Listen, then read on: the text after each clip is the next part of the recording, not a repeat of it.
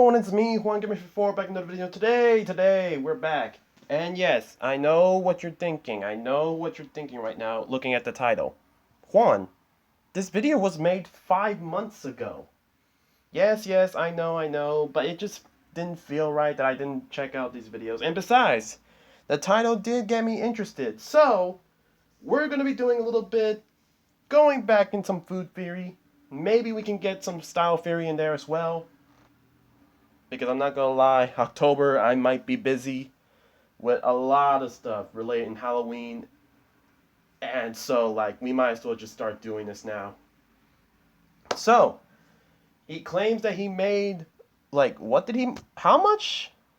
$1 million. A $1 million burger. Oh nah. So you know what? I'm already intrigued. Let's start. Burger King is giving away $1 million to whoever can make their next Whopper. Now, obviously, I've seen people all over YouTube trying to win this, showing off their entries. But I noticed that they're all going about it the wrong way. I've seen people use things like truffle, caviar, Wagyu beef. I should have probably done that way before I started the video. But not win $1 million. You see, Burger King's actually planning to put this on their menu, and I don't really see Burger King piling on truffles for burgers all over the country. So today, we're throwing our spatula into the kitchen and showing our 3 entries to win this competition. But if we want to do that, we're going to have to go about it the theorist way. See, with these 3 burgers, we're going to keep 3 things in mind. 1, we have to keep costs down for Burger King so that they can make more of a profit. From there, we also have to make it cheap for consumers because, let's face it, no one wants to go to Burger King and spend $15 on a burger. And last but not least, it has to be delicious. So with those 3 things in mind, we're going to have ourselves a surefire winner that'll keep customers and the King's pockets full. Nice. Hello, Internet. Welcome to Food Theory, the food show that also builds bridges. What am I talking about? Well, we haven't been the kindest to dear old Burger King over the last couple of ever, but that's all going to change today, because I'm going to not just make amends, but a menu item for them. So, earlier in the year, Burger King announced their $1 million Whopper competition, an open call for the Burger Kingdom to submit any and every wild Whopper topper combo to potentially earn a $1 million grand prize and a limited time only spot on BK menus nationwide. At the time of writing and filming this video, it's the last week of entries, so I hate to be the server of bad news, but by the time you're watching this, entries are closed. But just because it's too late to enter your own challenger into this BK beef off doesn't mean you're going to leave empty-handed today. Because in addition to seeing the highs and lows of my journey to become the kingmaker, my goal is to provide you with a fresh Whopper recipe. A recipe for the burger that I believe every fast food restaurant, not just BK, needs to add to their menu. But before we heat up the grill or start shopping for ingredients, we gotta steal Tom's shtick and do a bit of game theory. So Tom, stay over there. You don't have any lines in this one. Anyway, this is a competition. My boy Tom is win, we need to know what's allowed, how we're being graded, and try to read between the lines to suss out what Burger King is expecting from a winning burger. Only then will we be able to devise our unbeatable strategy. I painstakingly read through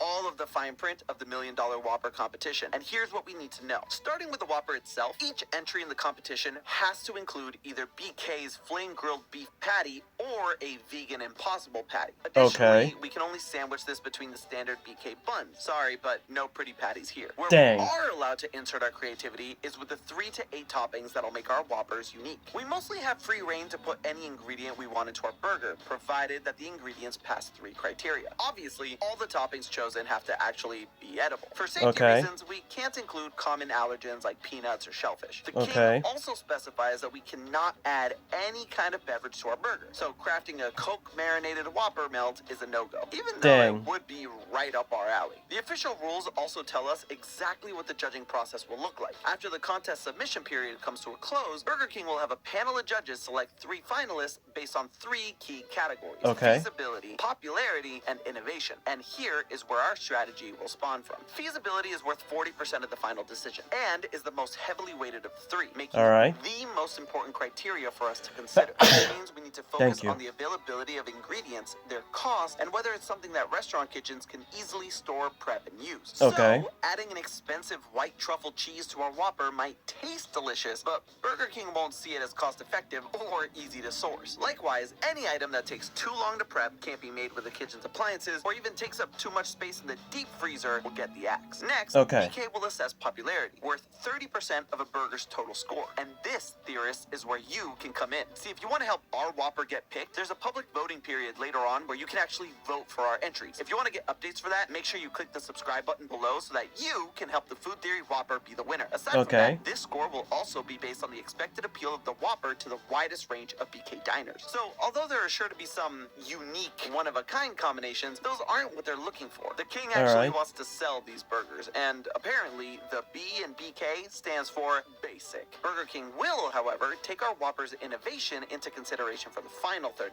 They'll evaluate culinary creativity, including how well each topping captures an authentic flavor or highlights a particular culinary tradition. They're also looking for a new twist on classic combinations that combine toppings in a brand new way. Finally, this category will consider the overall visual appeal of the final product. If the Whopper looks mouth-wateringly good, it'll have an advantage against less appealing competitors. Every entry then had to be submitted through Grillium, an AI that not only approves the toppings, but spits out an image of what your burger may look like. After a few practice rounds of the least appetizing burgers I could dream up, a few things became clear about Grillium. First, ingredient order doesn't matter, which unfortunately means we're gonna have to throw away the results from our previous burger food theories. Secondly, even though we're allowed 8 ingredients, sometimes the AI image just prints out a select few. Not to be that guy, but this breakfast burger is actually supposed to have waffles and lettuce on it. Grillium only shows me strawberries, pancakes, whipped cream, and chocolate.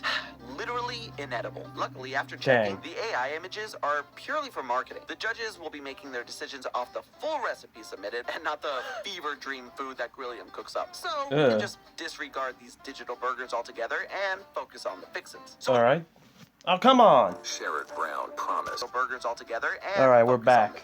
So with all of that squared away, we're gonna get started with our first burger. And to make sure that it's popular among the consumers, we decided to look for inspiration at none other than the most popular burger on the market, the Big Mac. Plus, I figured it would give me a couple of troll points, not gonna lie. And luckily, with that idea, we're gonna be using ingredients that Burger King I know there's a double already mod chicken out there soon. in their kitchens, so their supply chain should be ready for this. While I get to cooking, let's explore exactly what's considered feasible for burger royalty. Obviously, BK's supply chain is a huge factor in what they deem reasonable to serve. A restaurant supply chain is the network a product goes through from farm to table. Not only does this include the farmers that provide the meat and vegetables, as well as the line cooks that do the cooking, but also the truckers that deliver ingredients and the managers that take care of the logistics. A lot of restaurants might deal with third-party distributors, but BK is established enough to have its own supply chain company, Restaurant Services Inc., dedicated solely to their needs. That actually makes any common ingredient sourcing cheaper for them than if they had to negotiate contracts with some unaffiliated supply chain company. Now, if we choose to source something rare, like say white tiger meat, that might be a costly challenge for BK and RSI. But for the most part, standard burger toppings should be easy peasy. As for what the fast food joints can actually keep fresh, we're dealing with an environment that wants to minimize prep time and maximize efficiency. So we want to prioritize ingredients that can be pre-made and that will keep for weeks in the restaurant's walk-in refrigerator/freezer. We also want to minimize the amount of space our ingredients take up in that storage, so the less single-item ingredients, the better. Double-dipping recipes with other menu items can go a long way in keeping our burger's feasibility high. So sticking to the tried-and-true lettuce, onion, tomato, pickle combo is a sure bet. The tricky part was what would be the Mac sauce. See, AI would only allow a total of 8 ingredients like I established, and Big Mac sauce wasn't a valid option, so I had to stick with boring old Thousand Island. But I'll let you in on a big secret, folks. Big Mac sauce, not Thousand Island. Now this moment right here is really important to me. Back in our Frankenburger episode, I dropped the truth bomb that Big Mac sauce does not contain ketchup. Some of you reached out and were like, what? It doesn't? Yeah, no, it doesn't. Listen to me. It doesn't. The red hue in Big Mac sauce. I should probably check that video out soon. And paprika. That is where that comes from. If I see you putting ketchup in your Big Mac sauce, I will appear in your pantry. I swear. I gotta say, this is a calm down, my boy. And I know what you're thinking. Santi, that's ridiculous. Well, so is ketchup in your Big Mac sauce. With that squared away and the patties nice and cooked, it was time to assemble the Mac Daddy Burger. And one burger in, and I was already starting to lose my mind a bit. Not a good omen of things to come. one final cheese. But Santi, the Big Mac only has one slice of cheese. Yes, we're improving it. We're trying to make this a winner, people. No matter how you feel about that extra slice of cheese or the tomatoes, you have to admit it looks delicious. Oh my goodness. Look at this. Do you see this right now? That is amazing. But the taste is what we're here for. All right, moment of truth. Let's see how it all comes together. Look at this bad boy. I don't even know if I can fit this entire thing in my mouth. I see the trouble Matt had on Food Theory with being, you know, not put out of context. Oh my god. Wow. I need a napkin. Oh boy. Just gotta add the Vine Boom sound effect. We going for another bite. Oh.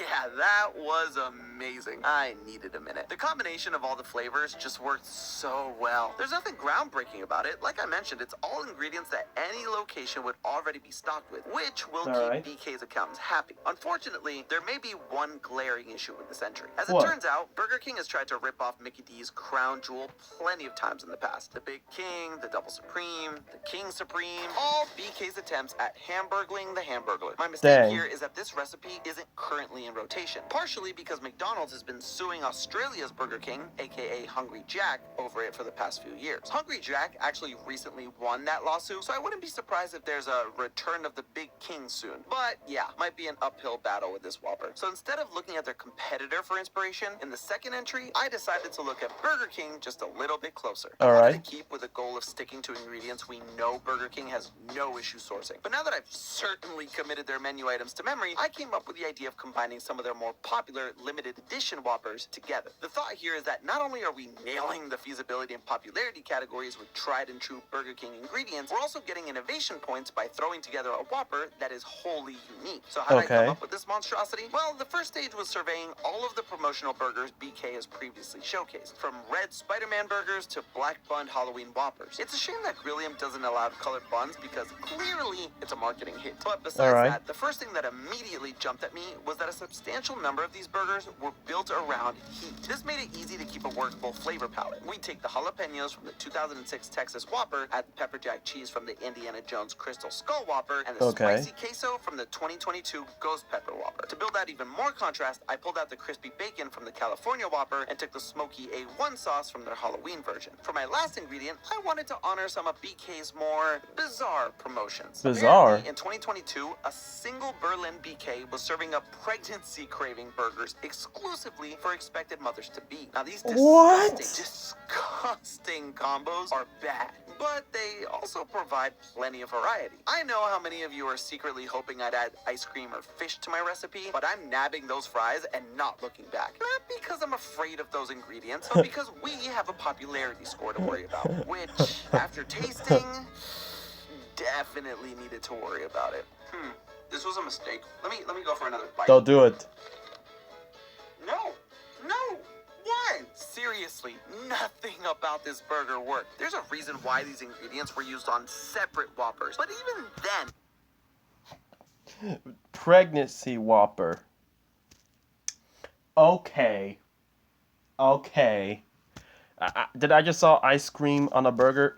Okay, I'm just gonna keep going before I start saying things. I feel like things. It wouldn't have worked in their own respective burgers. Is it logical from a practical standpoint for Burger King? Absolutely. Is it going to win the popularity category? Nope. Most definitely not. So for the final entry, I decided to shift focus slightly. See, the first two burgers focus more heavily on the two categories I've been referring back to, feasibility for Burger King and popularity. But there's one final category in the competition that I want to highlight with this last entry: culinary creativity, or how well we highlight a particular cultural tradition. That meant getting a little more personal this time around. Oh, come on! Getting a little more personal this time around. Okay. We're going to be taking a classic Argentinian appetizer or sandwich, however you want to call it, the choripan, which is essentially just chorizo and pan, bread, mashed together. You put it together, it's delicious. Some people put tomato on top, and most people put chimichurri or chimichurri. Oh, God, it just feels wrong. It feels wrong to say it like that. It's like saying Argentina instead of like Argentina, you know? It's weird for me. I feel like... Anyway, for those of you you not familiar with chimichurri, it's a sauce or condiment that Argentinians often put on our meat. In fact, it's the only thing other than salt that's even allowed on there. It's composed of a lot of oil, parsley, oregano, garlic, and vinegar. There's also some variety from person to person in some other things, like red pepper flakes or chilies to add heat. The exact origins of it are a little hazy. Some say that it has roots in Basque settlers in Argentina, while others say it comes from an Irishman who signed up to fight for Argentine independence, and that the name chimichurri actually comes from the English name Jimmy McCurry. Jimmy No McCurry. matter what the origin, though, the sauce is now forever linked to the country's cultural identity. So we're set and ready to go, but there's actually one final thing I have to do. What? A quick wardrobe change. What do you want from me? I have a flair for the dramatic. And before I sizzle some patties, I want to point out just one more thing. Chorizo is an ingredient that's popping up more and more around the country. You may see it now in breakfast burritos and Mexican dishes, but this is not that kind of chorizo. Mexican chorizo, the more popular kind in the US, is made primarily with vinegar and chilies, which makes it spicier and gives it a reddish hue. And Argentinian chorizo is made primarily with red wine, oregano, and garlic, which gives it a full-bodied, earthy flavor that pairs perfectly with chimichurri. Speaking of which, with my chimichurri ready to go, it was time to finish off the patty and assemble this bad boy. Is that a serious question? No, Jason. The sizzling pan was surprisingly brisk. Ridiculous questions aside, the chori patty was actually looking delicious, and I couldn't wait to dig in. I know that pain. This is looking way better than the Burger King Whopper, just right off the top. The Whopper had nothing on this. Wow. Oh, man. Am I a little biased? Sure, but it was good. I even had to get Jason to come in to try it. Unfortunately, his palate is clearly not refined enough for this burger. I think it might be a little bit too on the earthy side for Burger King. I might Want a little bit mix the chorizo with the beef for one patty, Dang. and then two separate ones. That's blasphemous. That is blasphemous. Take another bite. Oh, okay. See, We're questioning our friendship now. That's what you want, Burger King. It is good. I also haven't eaten in like 3 days because I've been working on this set. We didn't need the caveat. They don't feed us at all. And I will Dang. continue to not feed you after this. But the takeaway here is that for curmudgeonly Jason, Why that the beef? was a glowing review. But how will it stack up to the competition's 3 criteria? Let's start with feasibility. Luckily, most of the ingredients on this burger are already well known to the King's Kitchen, so it won't be difficult to acquire and store the cheese, vegetables, and condiments used for the choripan burger. Really, it's the chorizo patty and the chimichurri that's going to be novel for BK Kitchens. Thankfully, a pre-made chorizo patty is just as easy to find fridge space for as beef or Impossible Burger patties. And raw chorizo can last unopened in the freezer for up to 6 months, or in the refrigerator for about a week.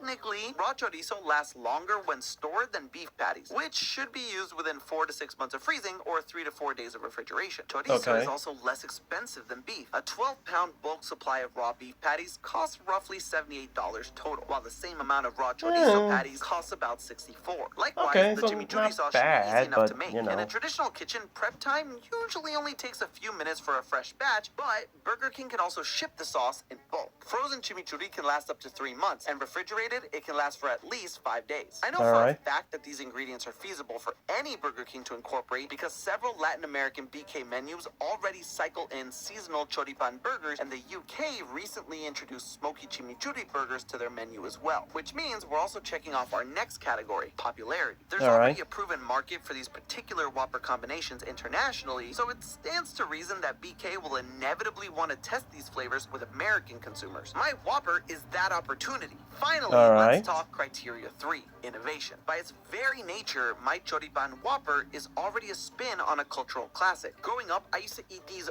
all the time, whether it was birthday parties or family gatherings, you name it. And not only does it carry the Argentinian seal of approval, its iconic taste profile is criminally untapped by American fast food chains. And this may be the King's golden opportunity. Don't just take my word for it, take Jason's. And Burger King, you gotta look past our rocky history. I know that we've had our opinions about your food in the past, and we haven't been the kind. I mean, I know that I started my journey as host bashing your spicy chicken sandwich into the ground repeatedly where it belongs. But I think this could be the start of something new, something great. Please give our Whopper a shot. Don't, don't do it, bro. You don't want to be outside like Rigby. And for the rest of you, we'll make sure to keep you updated because there will be a public voting stage where you can help us get our Whopper onto Burger King's menu. That's it for now. And remember, that's just a theory. A food theory. Bon appetit. Alright, I'm not gonna lie, that's gonna make me hungry. Matter of fact, I think I do feel hungry right now. So anyways, guys, thank you guys so much for watching. Make sure you like the video so I know you guys enjoy. Comment down below, what do you guys think? We got a lot of stuff to do, and we got a lot of food theory videos that we gotta watch, and some style theories as well. I know, I've been caught lacking, but we gotta have this one done before, you know, the Halloween season comes around, and most of the, if not all the videos will probably be about horror related stuff. And yes, horror besides FNAF. Hopefully we can get that through. But yeah, guys, thank you guys so much for watching. And yeah, this is OneGamer54 signing off.